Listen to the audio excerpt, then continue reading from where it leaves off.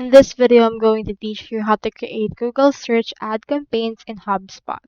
To do that, head over right here into your marketing and click on ads. You should be able to see right here all of the ads that you can actually create right there.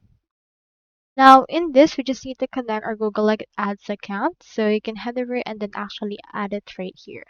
So if you can't find the option to connect your account, it means that you've already connected it right there. So once you've done that, you can click onto this create, then click on new ad campaign. Just locate right here the option for the Google search ad, so you can choose which one you want. In some cases, this is actually the search ad right here, so click onto this. And if it's grayed out, that means it's not yet connected. So you can head over and connect it by creating a search campaign that you actually need for this case. Once you have done this, you can head over and then just continue to design your account. And for that, you can head over and then just create the ad account or the campaign that you want added. So that's all there is today.